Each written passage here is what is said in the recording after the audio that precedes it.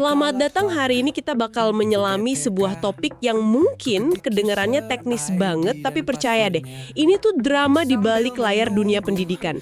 Coba bayangin deh, Anda ini operator sekolah, udah lembur masukin semua data, teliti banget, kopi udah nggak kehitung. Anda yakin semuanya sempurna, terus Anda klik tombol sinkronisasi dan beberapa saat kemudian muncul notifikasi merah yang paling ditakuti, data tidak valid. Nah, loh, apa yang salah? Berdasarkan catatan yang kita terima, kita akan bongkar sebuah mekanisme yang sering bikin pusing, namanya kuncian data di sistem tunjangan profesi guru. Misi kita hari ini simpel aja. Kita cari tahu kenapa sistem ini ada, gimana cara kerjanya, dan yang paling penting, gimana cara kita menaklukkannya. Tepat sekali. Ini salah satu fitur yang paling sering bikin frustrasi ya. Padahal niatnya baik banget. Tujuannya itu untuk menjaga data biar stabil dan bisa dipercaya. Masalahnya, sistem ini logikanya kaku banget, kayak robot.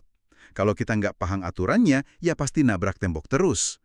Jadi ini bukan cuma soal kerja keras, tapi juga soal presisi dan timing. Paham logikanya itu kuncinya. Oke. Mari kita mulai dari yang paling dasar dulu. Kenapa sih sistem yang berpotensi bikin pusing ini harus ada? Saya baca di sini ada dua alasan utama. Satu, jaga kestabilan data. Dan yang kedua ini yang menarik, menghindari manipulasi data. Manipulasi gimana nih maksudnya? Kok kedengarannya serius banget ya? Oh, ini bukan sekedar istilah teknis loh. Ini tuh mengujuk ke praktik nyata yang mau diberantas sama sistem. Di catatan itu kan ada istilah yang spesifik banget di lapangan ya. Arisan jam mengajar. Arisan jam mengajar. Wah, kayak gimana tuh? Jadi gini, bayangin ada guru A, dia kekurangan 2 jam buat memenuhi syarat 24 jam. Terus ada guru B yang jamnya lebih.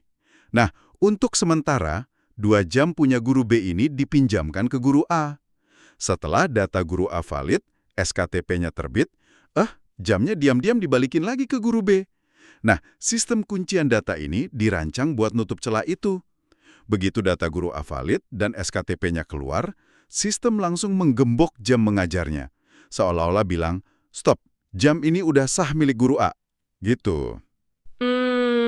Saya ngerti sih tujuannya buat mencegah praktik yang, ya, kurang jujur ya. Tapi, apa ini nggak kayak pakai bom buat bunuh satu nyamuk? Maksud saya, dampaknya ke guru lain yang jujur tapi mungkin nggak sengaja salah input, itu kan bisa lebih besar. Rasanya hukumannya nggak sepadan. Nah, itu kritik yang sangat valid. Disitulah letak dilemanya. Di satu sisi, kita butuh aturan yang tegas kan buat jaga integritas ribuan data se-Indonesia. Tanpa aturan kaku, sistemnya gampang banget dimanipulasi. Tapi di sisi lain, yaitu tadi, aturan yang kaku ini nggak punya toleransi buat human error, kesalahan manusiawi yang pasti terjadi. Jadi, ya sistem ini memang memilih integritas data di atas fleksibilitas individu. Oke, jadi ini wasit yang galak banget ya. Kalau gitu, kapan tepatnya peluitnya ditiup? Kapan gembok digital ini mulai aktif? Ini pasti momen krusial yang harus diwaspadai banget sama operator sekolah. Tepat.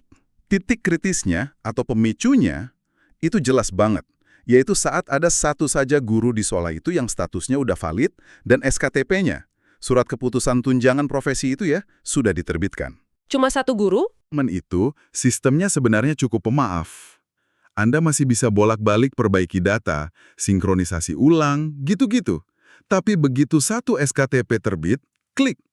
Sistem itu seolah-olah ngambil foto atau snapshot dari seluruh data sekolah pada detik itu. Nah, foto itulah yang jadi satu-satunya versi kebenaran yang diakui sistem. Wow, jadi satu SKTP itu kayak peluit wasit yang membekukan semua pemain di lapangan ya. Apapun posisinya saat itu, ya udah itu yang dicatat. Saya jadi penasaran, seberapa luas area beku ini? Kalau pemicunya cuma SKTP satu guru, apa cuma data guru itu aja yang terkunci? Atau merembet kemana-mana? Ini merembet kemana-mana, dan ini yang sering nggak disadari. Efeknya kayak riak di air.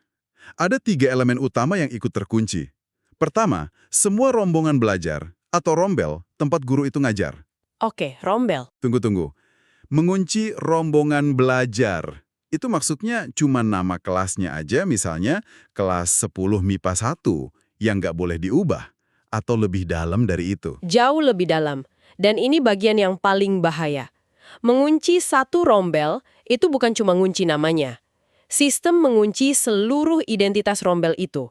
Artinya, tingkat kelasnya, jenis rombelnya, kurikulum yang dipakai, nama wali kelasnya, dan yang paling krusial, daftar nama setiap siswa yang ada di dalam rombel itu.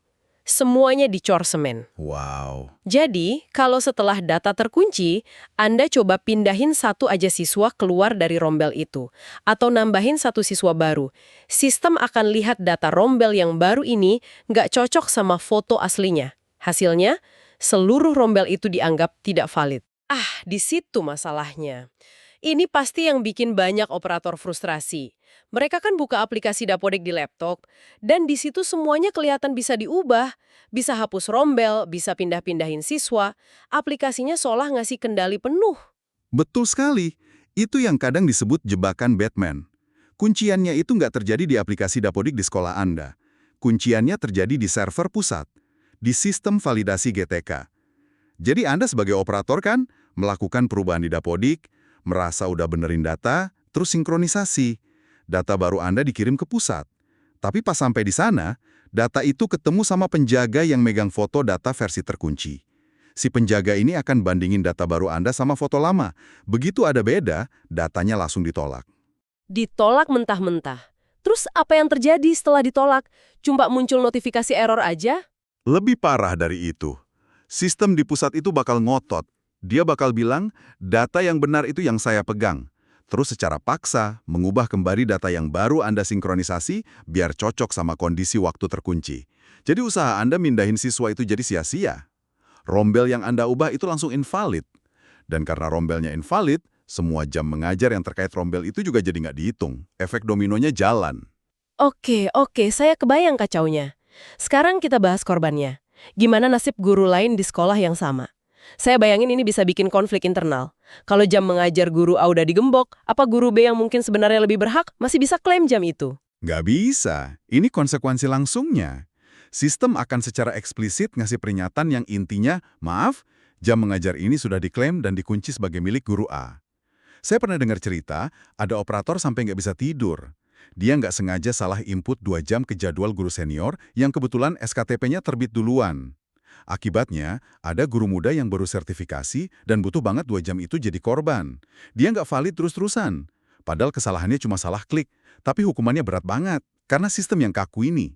Wah, parah juga ya. Kesalahan ketik kecil bisa bikin orang nggak dapat tunjangan sebulan. Jadi, guru muda di cerita tadi kejebak selamanya. Atau gembok ini suatu saat bakal kebuka. Untungnya nggak selamanya. Ada mekanisme pelepasannya, semacam siklus riset. Tapi aturannya beda-beda. Untuk data yang lebih dinamis, kayak jam mengajar dan tugas tambahan, kunciannya akan kebuka otomatis di siklus validasi berikutnya.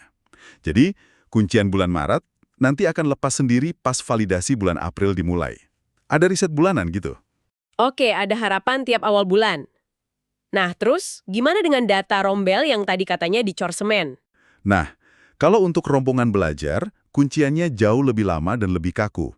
Menurut catatan yang kita punya, kunci ini baru akan terbuka pada semester berikutnya.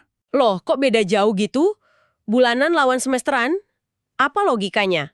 Logikanya itu mencoba menirunya nyata di sekolah. Seperti yang tertulis di catatan Anda kan?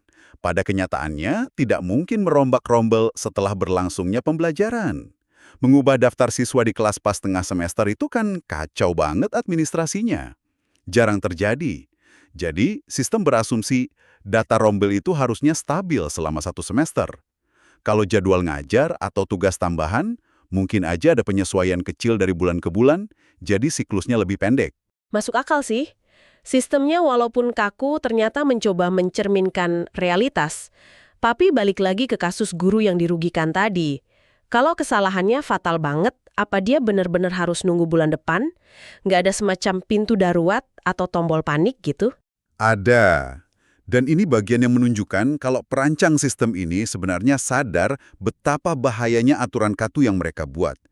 Mereka bangun sebuah katu pengaman yang namanya automatic unlocking, buka kunci otomatis.